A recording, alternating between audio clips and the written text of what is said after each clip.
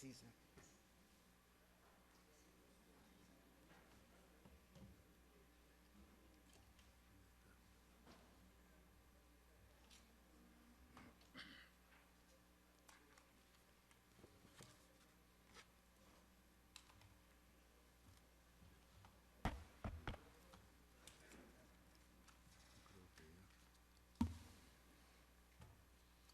Muy buenas noches, estimados asociados, representantes de la prensa, público en general. Le damos la más cordial bienvenida a nuestro tradicional Jueves Minero, que tiene como finalidad compartir experiencias e intercambiar opiniones relacionadas al sector minero en el ámbito nacional e internacional. Esta noche nos acompaña el señor Máster en Ciencias Welford, CEO de Ensight Solutions y exministro de Medio Ambiente y Patrimonio, así como exministro de Recursos Naturales de Queensland, quien compartirá con nosotros la conferencia Un enfoque innovador para reducir los costos de energía y las emisiones de carbono. Esta conferencia se ha dictado en inglés, por lo que recomendamos a los que lo requieran recoger los equipos de traducción simultánea. Vamos a proyectar un video de seguridad. Y como es costumbre también, agradeceremos sus celulares ponerlos en volumen bajo, ¿no? Y si desean contestar una llamada, obviamente sería mejor lo hagan fuera de la sala. Muy bien, el video, por favor.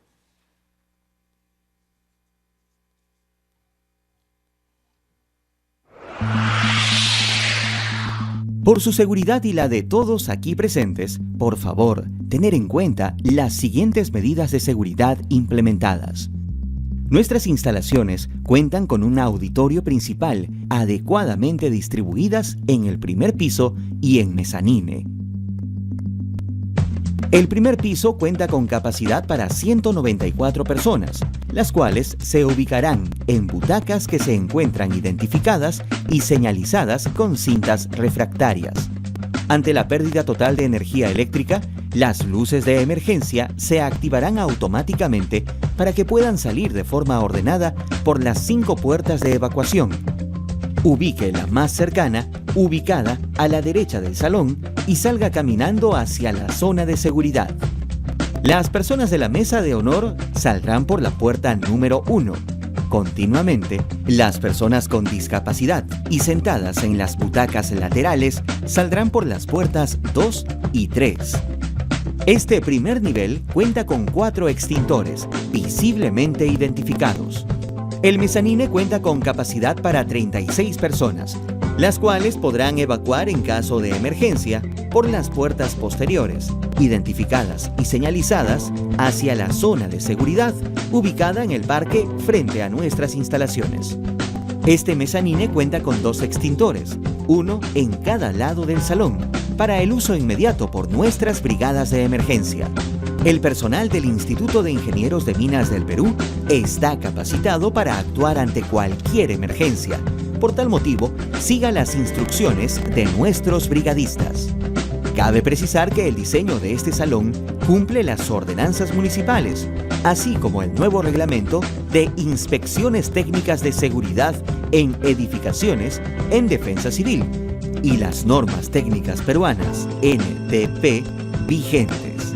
El Instituto de Ingenieros de Minas del Perú, comprometidos con su seguridad, agradece su atención. Bien, a continuación nos complace presentar la trayectoria profesional de Mr. Welford.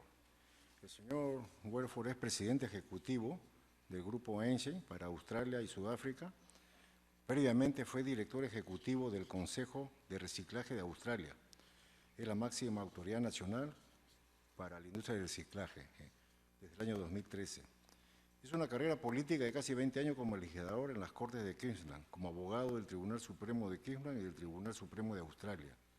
Asimismo, ocupó varios puestos de responsabilidad en el gobierno de Queensland, incluyendo presidente del gobierno, grupo asesor de la energía sostenible, ministro de Medio Ambiente y Patrimonio, ministro de Recursos Naturales, procurador general y ministro de Justicia, ministro de Educación y Formación, y además ministro de Artes. El señor Welford es licenciado en Artes, fue graduado con honores, y en Derecho.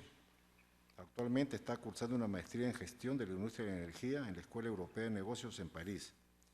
Es miembro del Instituto de Medio Ambiente de Australia, la Asociación de Gestión de Residuos de Australia, la Sociedad Australiana de Energía Solar, la Asociación de Derecho Ambiental de Queensland, y es uno de los fundadores y presidente inaugural del Instituto de Investigación Social y Económica.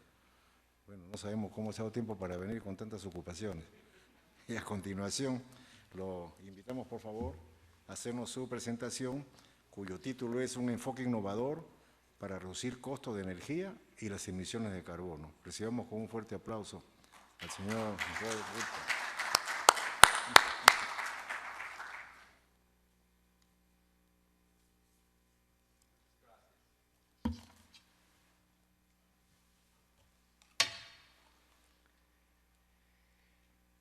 Lo siento. Mi habla español desesperado.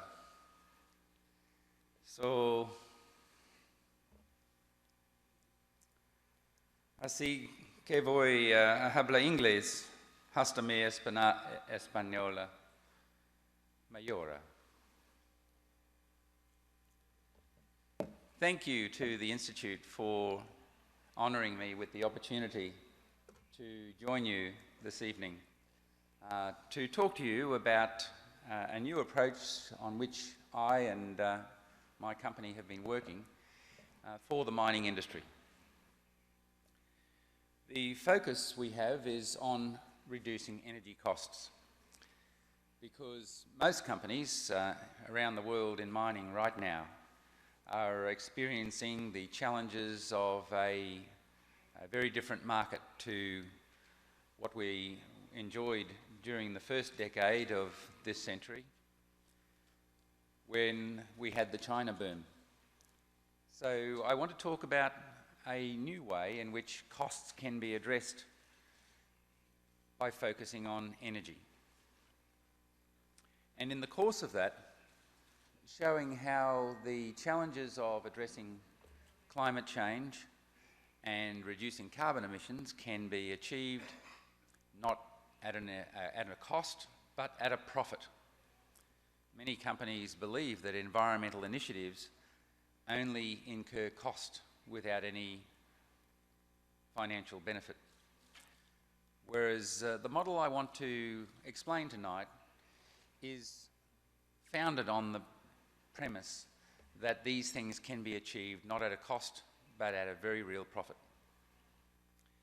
You've already heard something about me, so I won't say too much more, but in the course of my time as Environment Minister in Queensland, Queensland is the region of Australia on the east coast, looking across the Pacific to Peru, and it is a large mining region.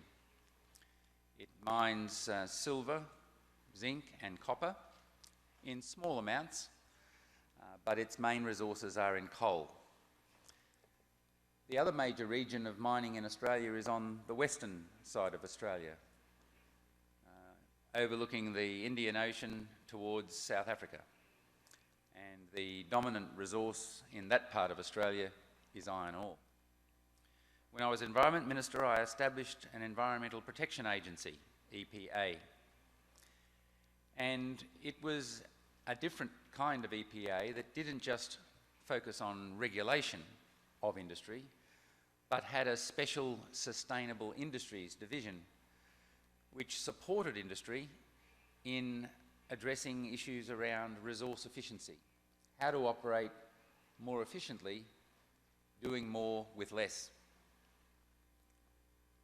Now, since 2013, I joined Ensight with my business partner, and we run a program within mining operations, a program that could equally similarly be run in steel manufacturing, aluminium refineries, and other energy-intensive industry.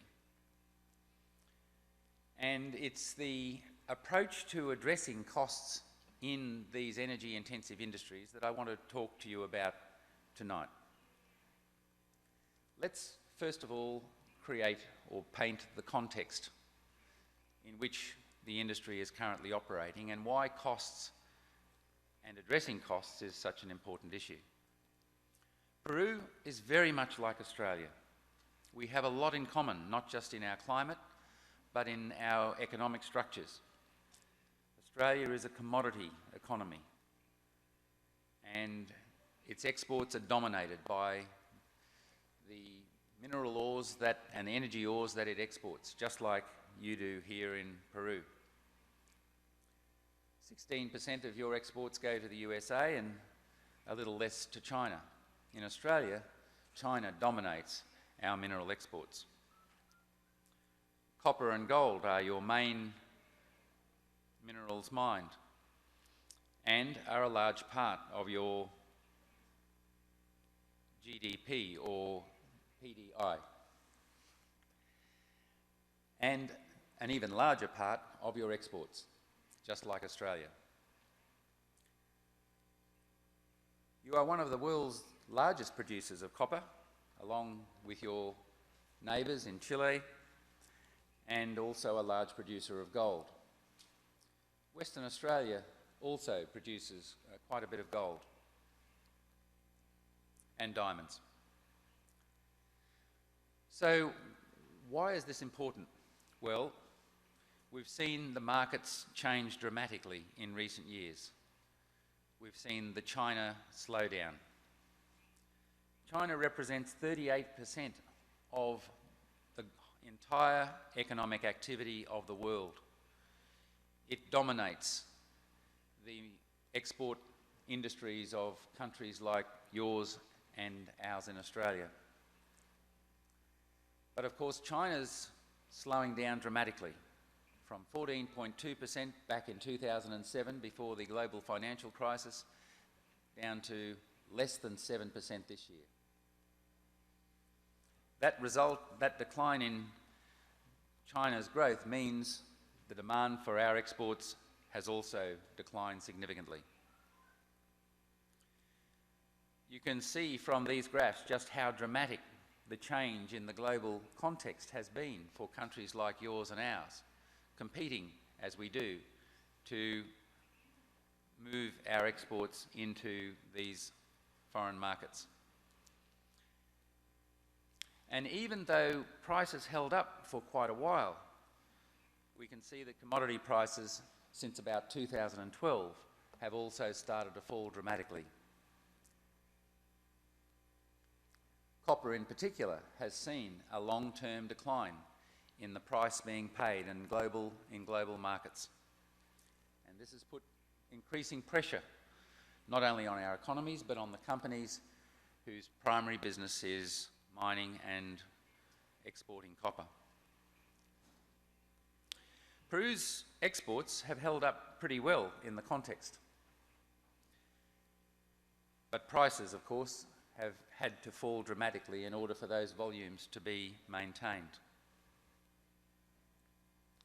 In recent years, Peru, like Australia, has declined in its level of economic activity as growth has retreated from the highs of 2008 and 2011.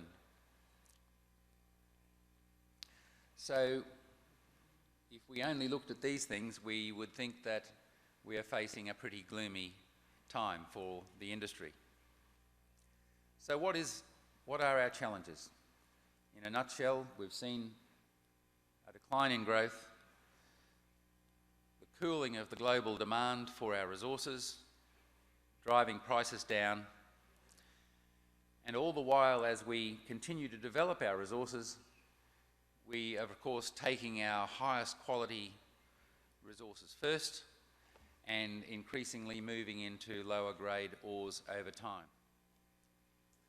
At the same time as the quality of the available resource declines, our costs will gradually continue to increase.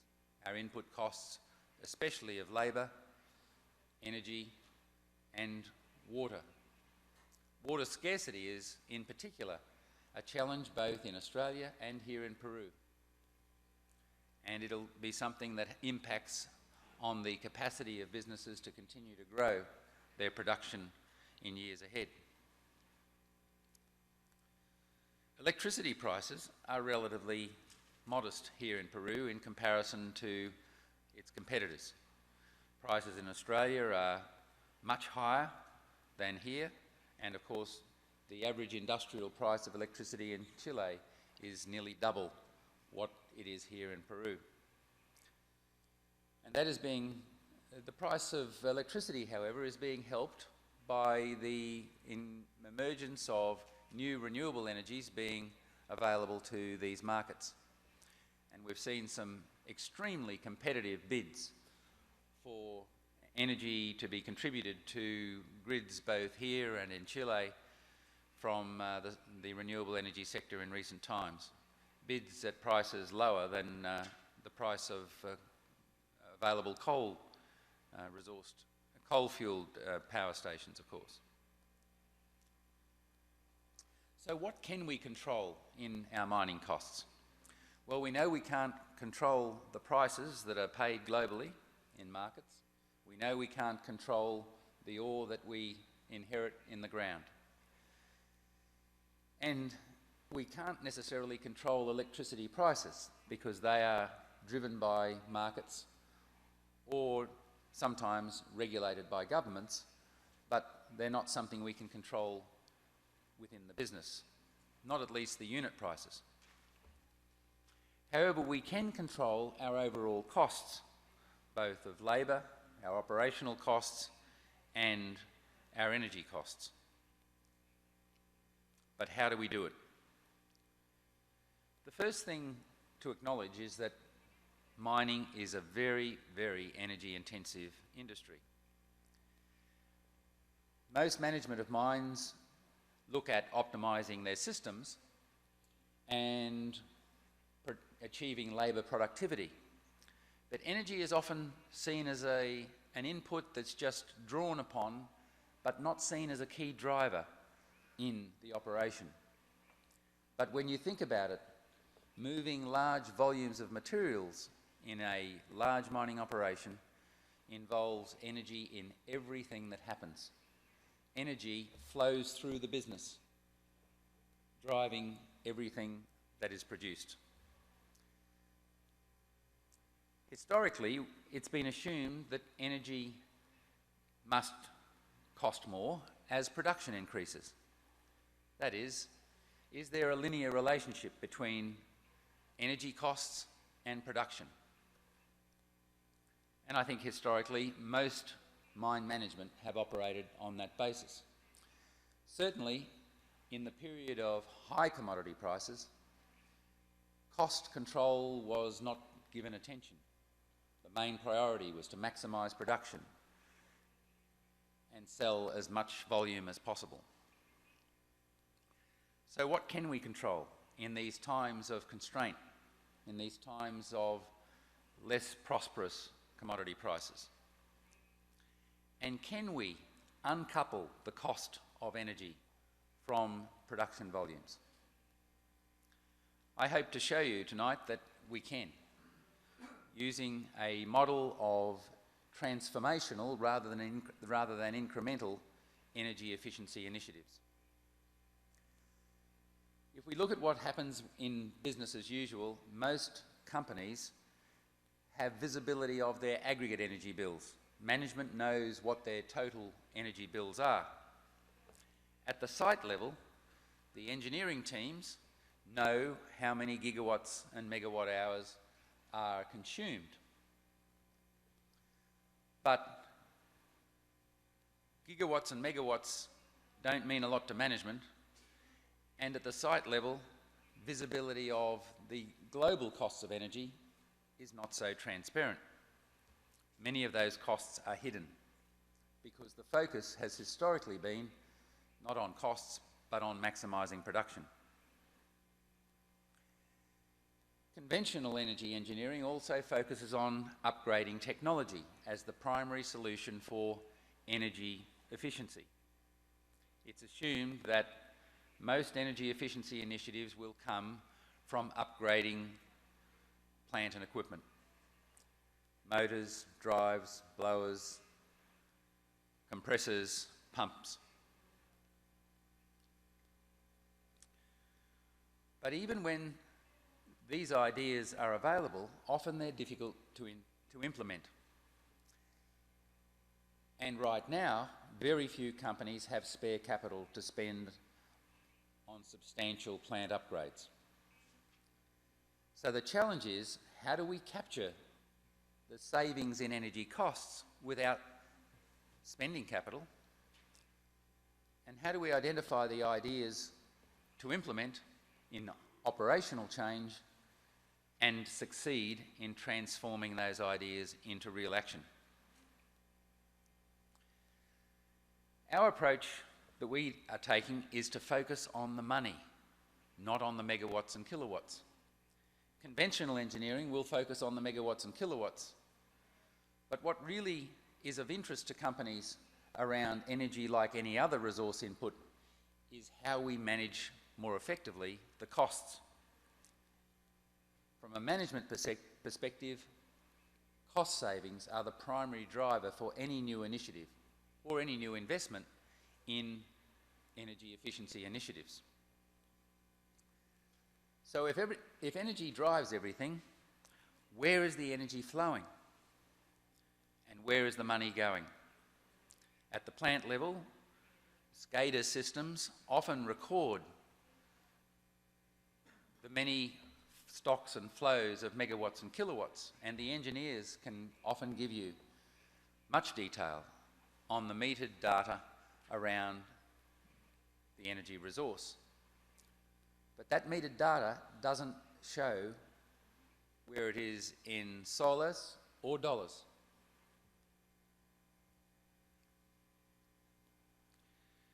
So if we're going to look at what energy sources we are consuming in an operation, this is an example of a copper mine in South Africa, where they have a downstream smelter and processing plant, manufacturing copper rods and anodes. And if we're going to do an energy balance of the sources of energy and where energy is used across various elements of a production site, that tells us some things. But what can be even more enlightening is if we can actually break those stocks and flows into quantifiable financial metrics.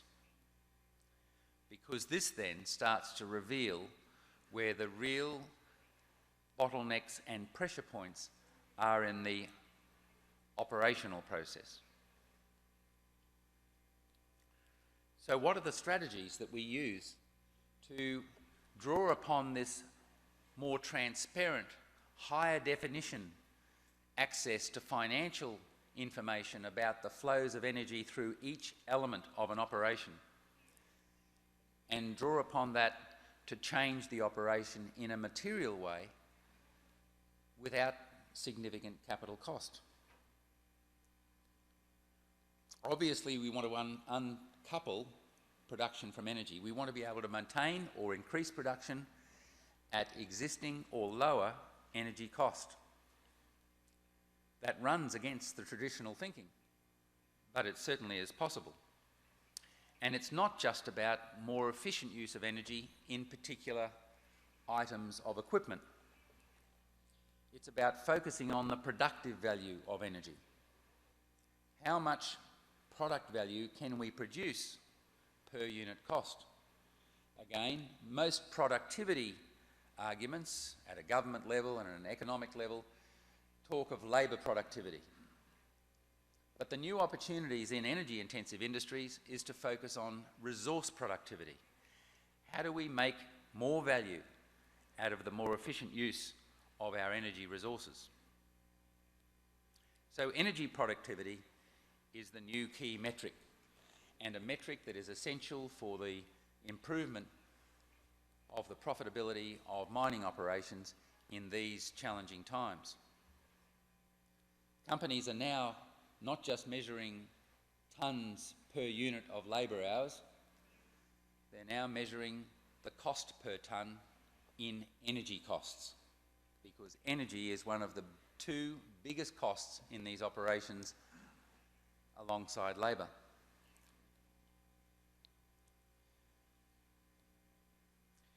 Energy productivity can be addressed by managing volumes, how we maintain plant, by improving process and reducing system losses. What I'm going to focus on tonight is process improvement. We call this management of change, as distinct from capital projects. It involves zero capital and transforming the way in which the site is operated to reduce energy cost. But changing the way people work always is difficult. It doesn't come easy.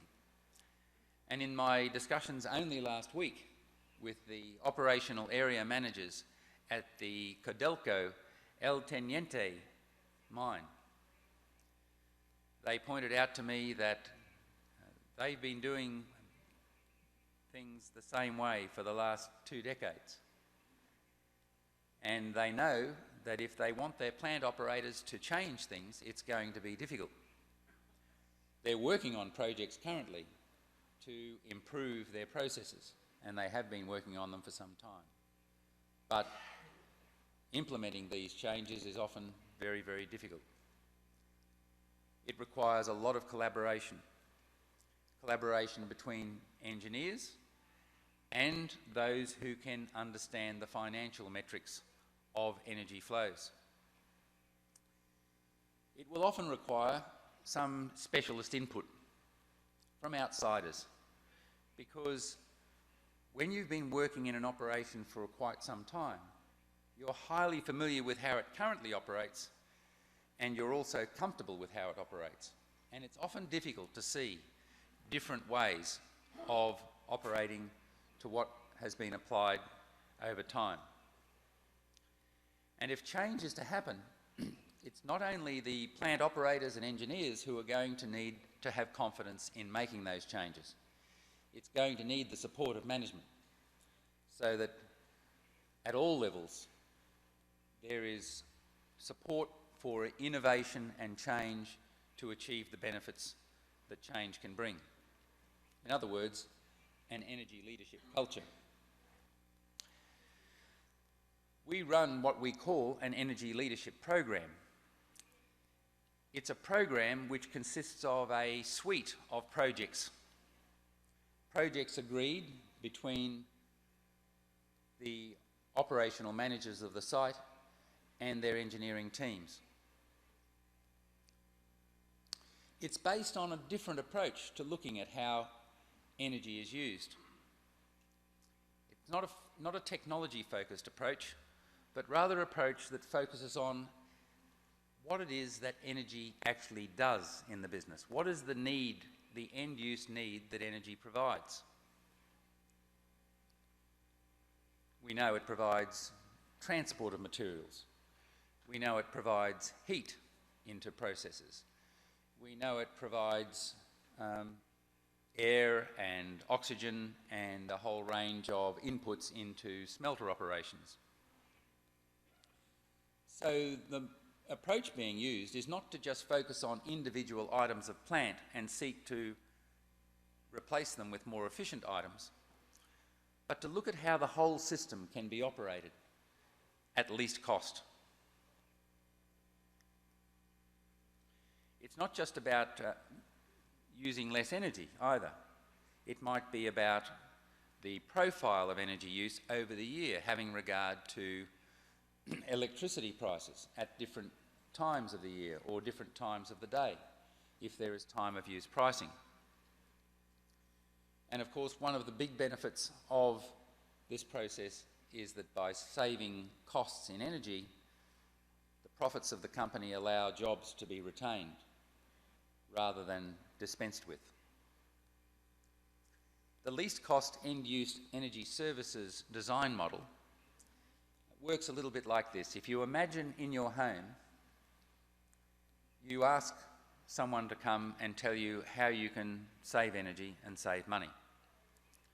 Conventional engineers will come in and focus on the technology. They'll tell you, you can upgrade your refrigerator, you can upgrade your air conditioner, you can upgrade your water heater, or if you have a pool, you might upgrade the pool pump. But the least cost end-use energy services design model doesn't ask what technology you've got. It asks, what is the service that energy provides? What is your real fundamental need? And if you look at it from that perspective, you would say cold beer and hot showers. So focusing on the need rather than on the technology brings a new way of looking at how to deliver that need at the lowest cost. In some cases, it may be able to allow you to remove some technology and energy load altogether. In an operation that we worked on in South Africa, the company had already budgeted for a $60 million spend on a capital improvement project to allow an increase in production. As a result of using this different design approach, the operational model was changed in such a way that an increase in production was able to be achieved without any increase in capital investment. The full $60 million was saved just by being able to see how to operate the plant that existed in a different way by focusing on the service that energy provides at least cost. So what are the conclusions? In order to achieve change without significant investments of capital requires a long-term commitment by management to process improvement and change. It requires deep collaboration to build trust and confidence of plant operators to change what they've been doing, in many cases for a long time. It requires a focus not on the energy consumption alone, but on the highly visible financial costs of energy in each element of the operation, because that reveals pressure points in the system that can be relieved. It reveals losses and leaks and waste that previously was invisible. And of course, it requires leadership to support the operators to make the change without risk of being admonished for doing things differently. Indeed, it needs encouragement to think differently. And of course, there's got to be a way in which you can quantify what the savings are to show that the changes are really delivering results, and then be able to sustain those savings over the long term. In many conventional energy audit-driven energy efficiency initiatives, consultants come in, they do an audit, they provide a report with a list of initiatives to implement, often mostly focused on capital investment. The company, if it has the capital, may implement some of those initiatives, may not be able to achieve implementation of others. But the moment the consultants move away, old habits re-emerge and the savings die away. This is very frustrating for businesses who spend a lot on consultants only to see the benefits last for a very short time.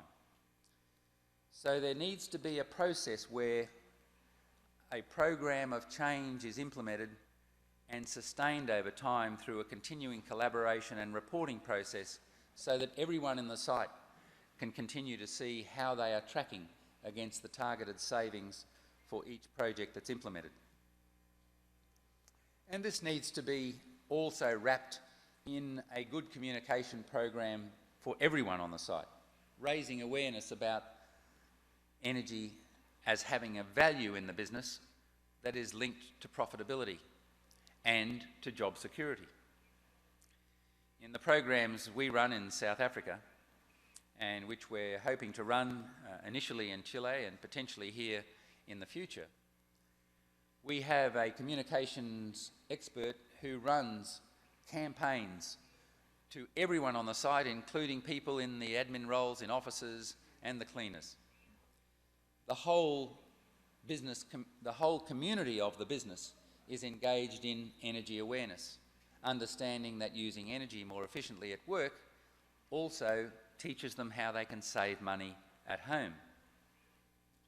That communications campaign includes competitions for energy-saving ideas, with significant celebrations and prizes for those who come up with the best ideas and the ideas that save the most money.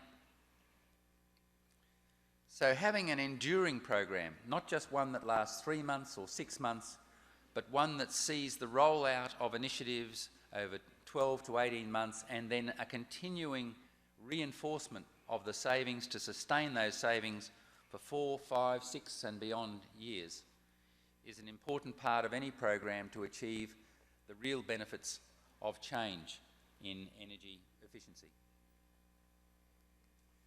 So the elements that the companies that I have worked with like to see in these programs are, firstly, that there's a structured program that is able to be run. It has a governance structure that allows management to oversee the program, not just support it, but have reports on the progress of the program.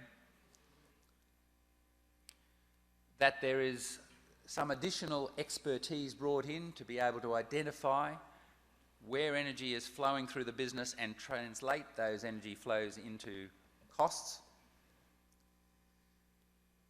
Where there's support to see that the program that is facilitated ensures collaboration not just between the experts and the plant operators, but between operational areas across the site, many of whom often work in silos without an understanding of the impact their area has on other areas of the site. And of course, if we want reliable savings, we need to have an ability to measure and verify those savings over time. So this is a different kind of energy leadership program that companies can consider operating themselves or with the support of some external assistance.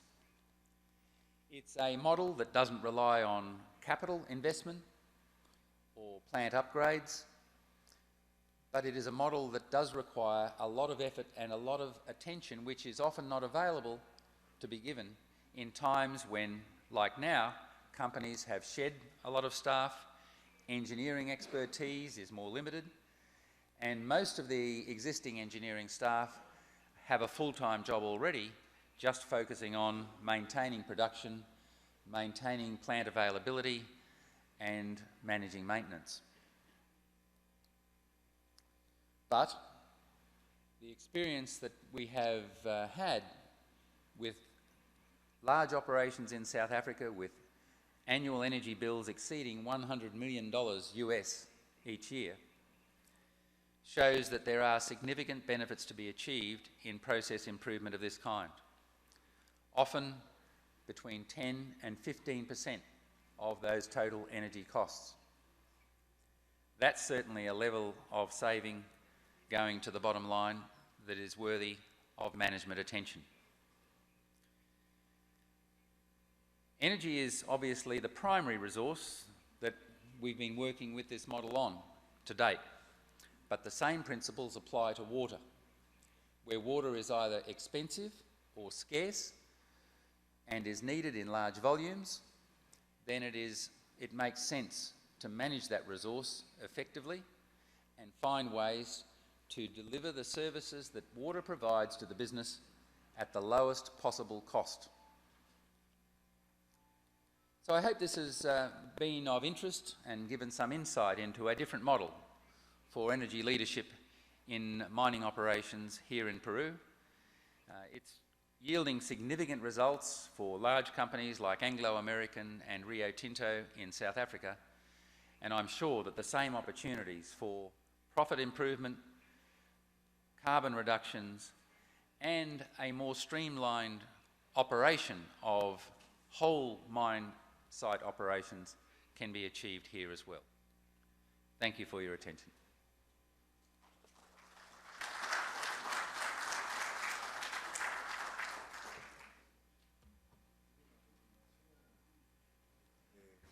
Solicitamos las preguntas, por favor, por escrito. ¿Tienen preguntas? ¿No cuesta?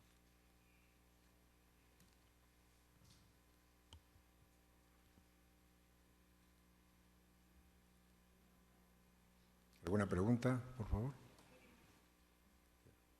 Ahí viene.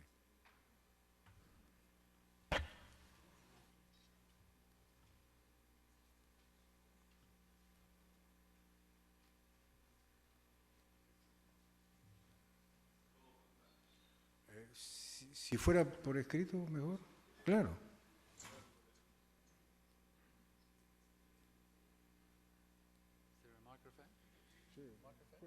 No, it's regular. Right. Yeah, okay.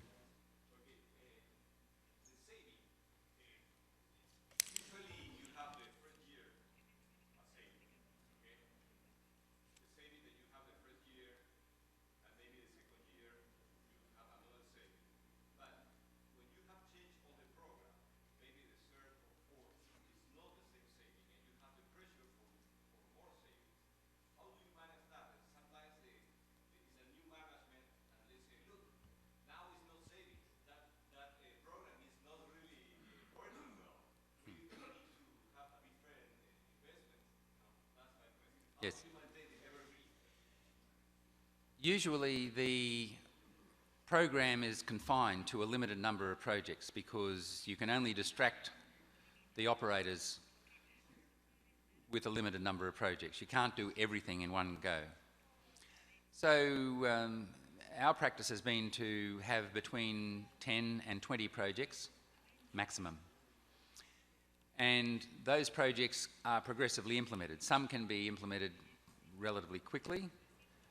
The more complex and difficult and more challenging technically the change, the longer it will take. So it usually takes between 12 to 15, maybe 18 months to fully implement all projects in the program. And then, as you say, those savings will continue throughout the second and third year. And of course, if the costs are increasing for energy, well then those savings are increasing in comparison to the baseline.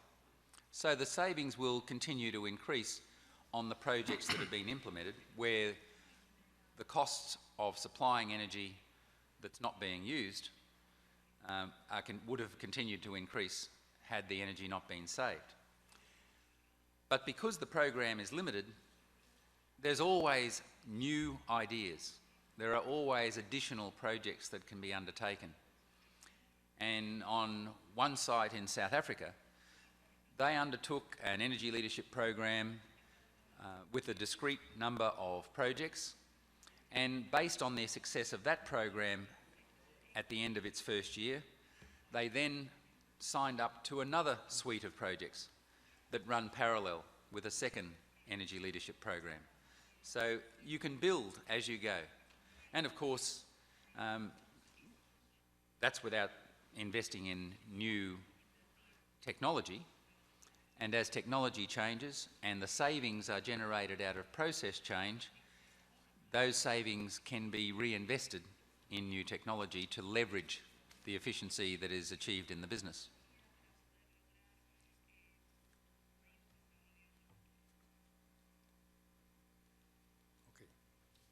Bueno, aquí tenemos algunas preguntas. La primera, ¿por qué la diferencia en la energía de 8 centavos por kilowatt, 15 centavos por kilowatt hora y $48 por megavatio solar? Y si es posible medir los costos, ingeniero Lugar, McLean.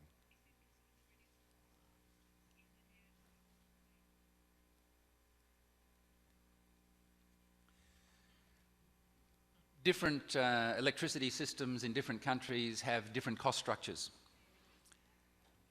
There are a number of inputs to the electricity costs in any grid system, of course.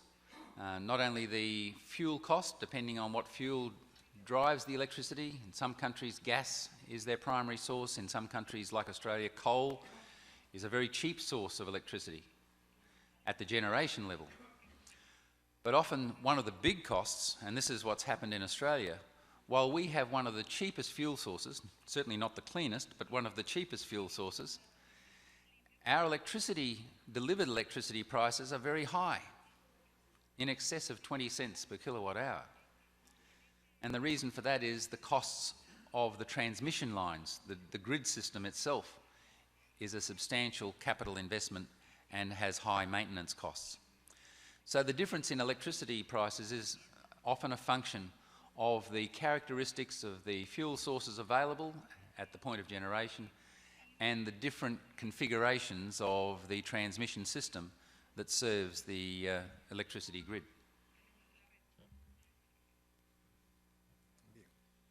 But it doesn't matter, it doesn't really matter what the cost of electricity is, or indeed the cost of any fuel source that is an input into the mining operation. You can still achieve, because of the volumes that are involved, there are still significant opportunities for cost savings. And of course, the higher the unit costs of energy inputs, the higher the savings will be. And so, for example, where an off-grid mining operation is driven largely by diesel, one of the highest cost fuel sources, then a 10% saving on a diesel bill is likely to be much bigger than a 10% saving on an electricity bill. And in Australia, many of the large mines are operated in areas where there is no electricity. Okay. Aquí tenemos otra pregunta.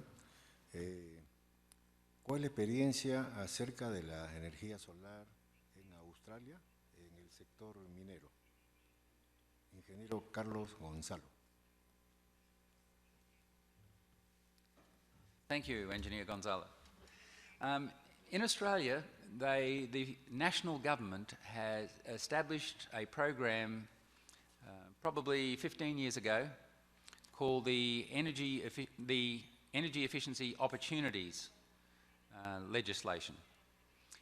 It set up a program where all the large companies, the large energy consumers, were required to put in place programs to save energy and report the outcomes of those programs. It was a requirement to put in place energy management systems and to report what was achieved. The achievements were relatively modest because there were no specific targets set and no mandatory requirements about how to achieve the savings.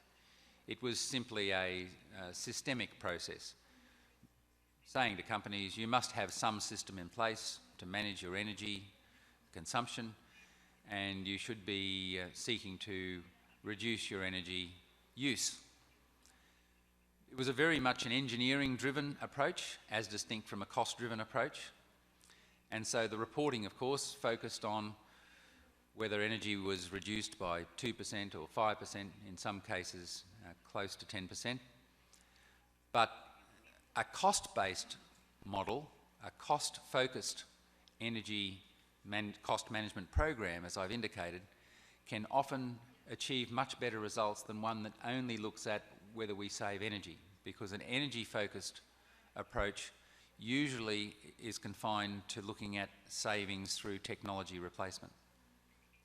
Whereas if you look at costs, not just energy, there's a much stronger drive to identify changes in process and operation that have impacts on costs that are unrelated to which technology you're using. Okay. Una nueva pregunta, ya creo que es la penúltima. Hay energía que proviene del gas y esta produce CO2, lo cual contamina el ambiente. ¿Alguna forma de controlar esta generación de dióxido de carbono? Ingeniero Zenón Alba. Yes, that's an interesting and important question. Following the Paris Agreement, where countries around the world signed up to commitments to reduce carbon emissions globally, countries are now turning their mind to how the industries in their countries with the highest energy consumption and the highest carbon emissions are going to make their contribution towards achieving those national goals. Different fuel types have different levels of carbon emissions. And the more inefficiently a fuel is used, of course, the more carbon emissions will exist. Natural gas has a lower level of carbon emissions than coal or oil.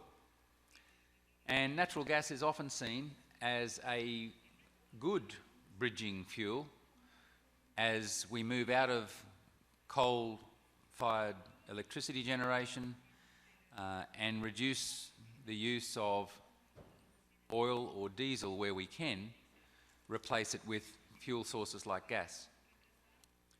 But as the question indicated, natural gas itself still emits carbon emissions.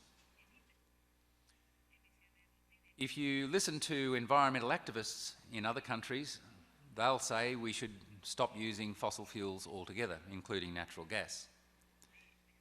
My view is that the challenge for addressing the purpose of reducing carbon emissions, namely the potential impact on climates around the world that could disrupt industry and disrupt agriculture and disrupt other economic activity.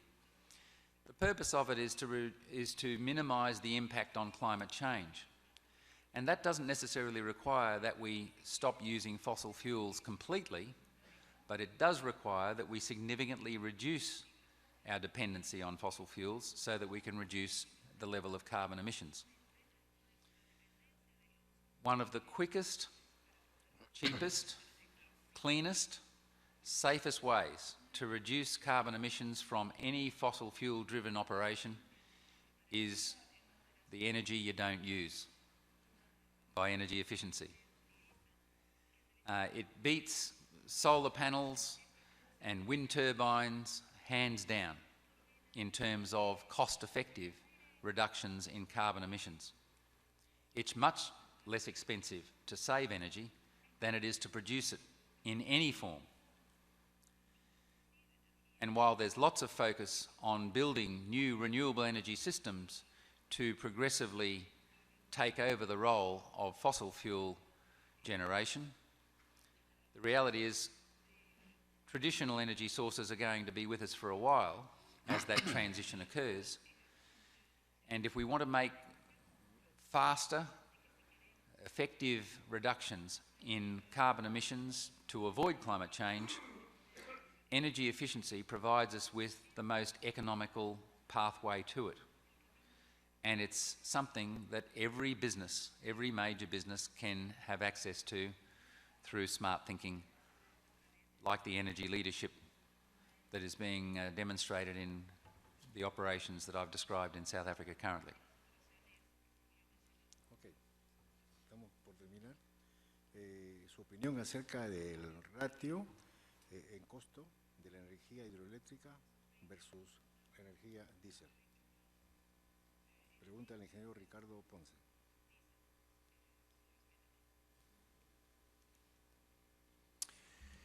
In countries where there's ready access to hydroelectricity, the electricity prices are often much, much lower.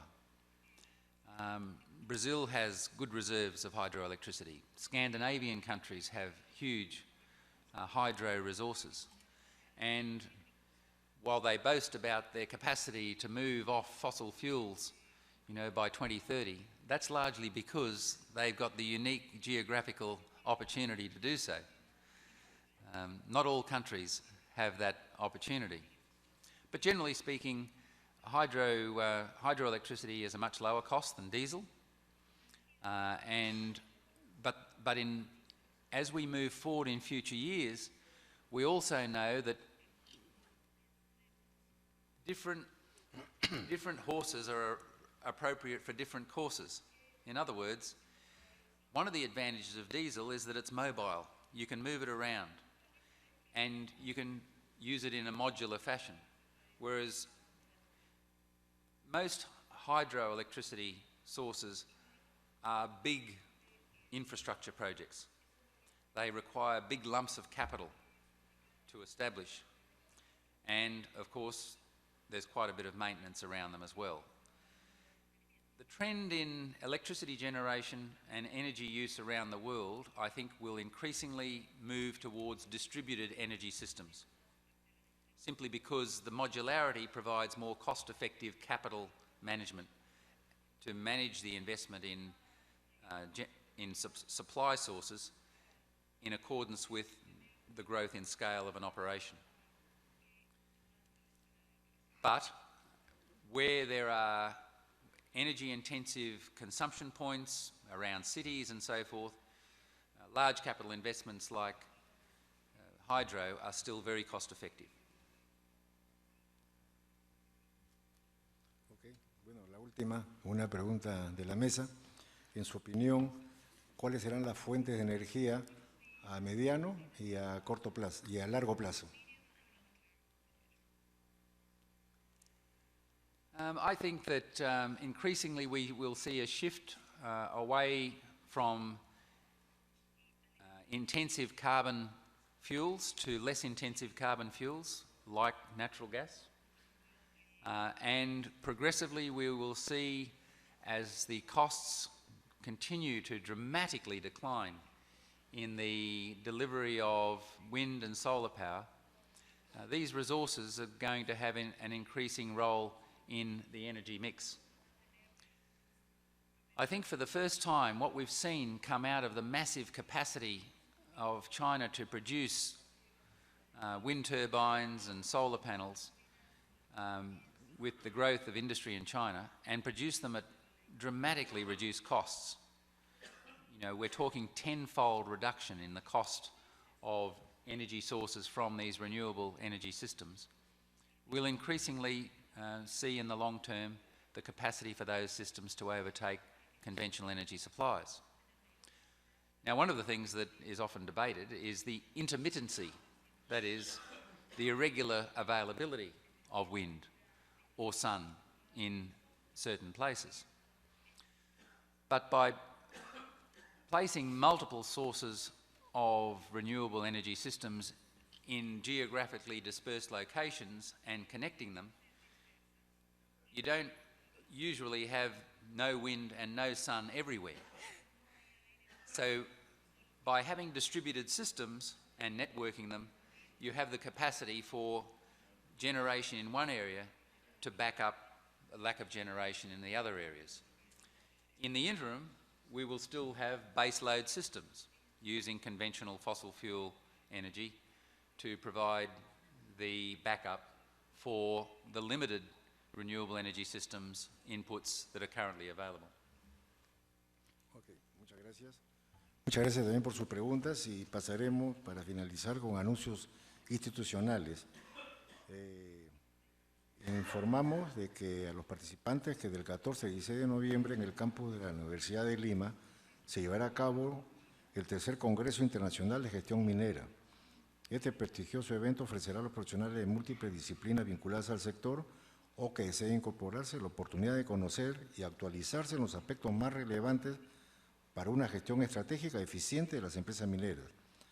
Para mayor información, contactar con la página www.gestionminera.com.pe o a los teléfonos de esta institución 313-4160, extensión 233, 256 y 257. Asimismo, los invitamos para el próximo 8 de septiembre a participar en la presentación de los trabajos ganadores del primer y segundo puesto del Premio de Relaciones Comunitarias 2016 del Tercer Congreso Internacional de Relaciones Comunitarias. Nos acompañará el economista Carlos Castro Silvestre, director de Asuntos Corporativos y Responsabilidad Social de Hadbay, Perú, para presentar el programa de desarrollo agropecuario en Chumbivilcas. Y también el ingeniero José Luis Calderón Jiménez, jefe de Relaciones Comunitarias de Compañía Minera Poderosa, presentando su programa Fortalecimiento de las Capacidades y Gestión de Autoridades del AID. Finalmente, informamos que el área de promoción minera del Instituto presentará el 19 y 20 de septiembre el curso taller optimización del plan de minado, utilizando indicadores de gestión de tiempo. En 8 horas lectivas, los participantes mejorarán su desempeño en la gestión de recursos humanos, el empleo de tecnología avanzada, equipos y maquinarias eficientes de alto rendimiento. Asimismo, revisarán los KPI más satisfactorios y para más información pueden comunicarse también al anexo de esta institución, el 253. La central 313-4160, por supuesto. Muchas gracias a todos. Despedimos a Mr. Welford con un fuerte aplauso.